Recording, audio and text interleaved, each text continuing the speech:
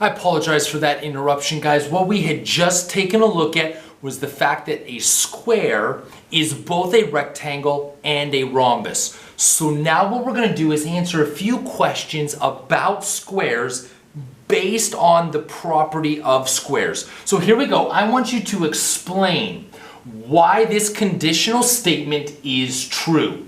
If a quadrilateral is a square, then it is a parallelogram. Well, here's what we know. In order for it to be a parallelogram, it must have one pair of opposite sides that's congruent.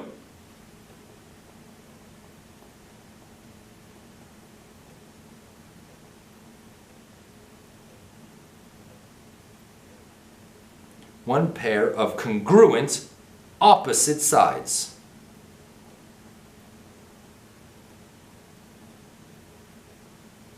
Well, a square does even better than that. A square has two pairs of congruent opposite sides. So for that reason alone, a square must be a parallelogram. It has opposite sides that are congruent.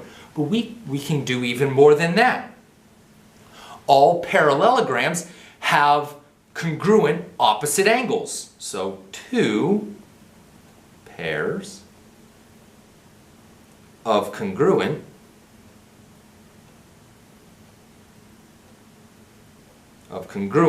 opposite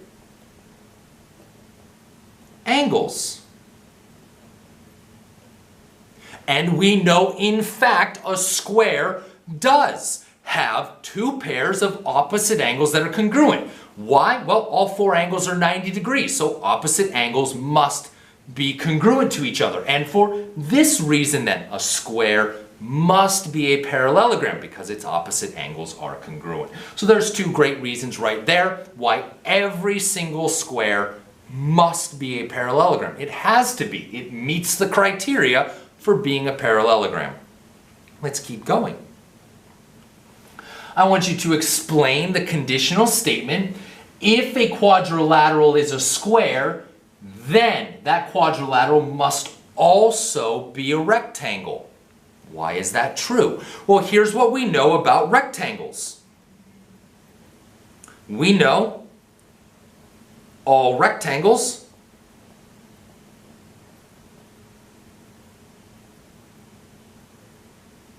have four congruent angles.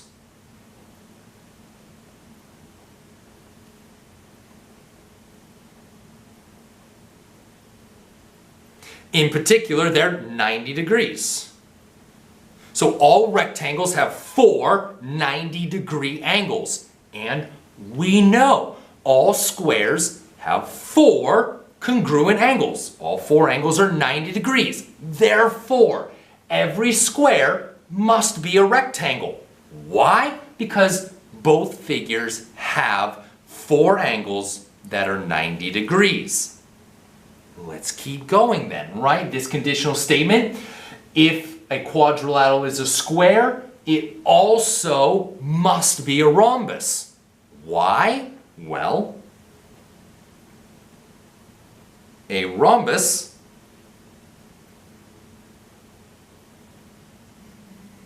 has four congruent sides. And we know every square has four congruent sides. So because all squares have four congruent sides and all rhombuses have four congruent sides, every square must be a rhombus. So every square has to be a rectangle. Every square at the same time must also be a rhombus. So while rectangles and rhombuses are two different figures, where they meet, where those two different figures overlap, is when you have a square. A square is both a rectangle and a rhombus at the same time. So let's answer a couple of questions here about that then. Here's what I want to know. Describe whether each of the following statements is always true, sometimes true, or never true. So we're going to do always true, yellow, sometimes it's true, and red, it's never true. Well, here we go. I want to know, a rectangle is a parallelogram. Are all rectangles parallelograms? Yes, that is always true.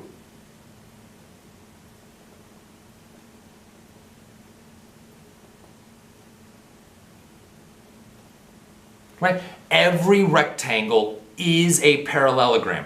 It has to be, right? Every rectangle has to be a parallelogram. Okay, let's keep going. A parallelogram is a rhombus. Well, hang on a second. Are there other types of parallelograms? Absolutely. A parallelogram could be a rectangle. A parallelogram could be a square. Or a parallelogram could be a rhombus. So the question is, a parallelogram is a rhombus. Sometimes, but it doesn't have to be. It could be a rectangle, or it could be a square. So the answer to this one would be sometimes.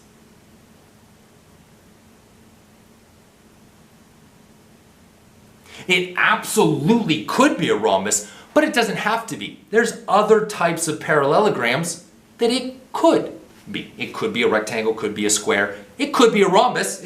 Sometimes it could be. Right.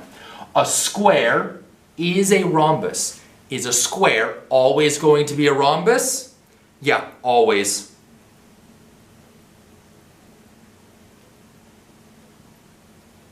Every single square is a rhombus. Why?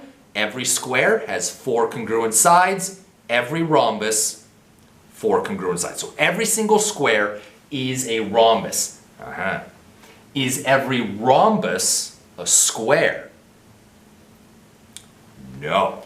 So the answer to this one is sometimes. The rhombus certainly could be a square, but it doesn't have to be a square, right? So the answer is sometimes. Sometimes the rhombus will be a square. It could be, but it doesn't have to be. There are certainly other kinds of rhombuses that have 4 congruent sides that don't have 4 angles that are 90 degrees. It's possible for the rhombus not to be a square. So sometimes it'll be a square, but it doesn't have to be. Then a rhombus is a rectangle. Will a rhombus ever be a rectangle? The answer, of course, then is sometimes, right? If the rhombus is a square, the square is also a rectangle, right? The square is both. The square is a rectangle and a rhombus at the same time. So this one also will be sometimes, and we can be very specific on this one. It's if the rhombus is a square.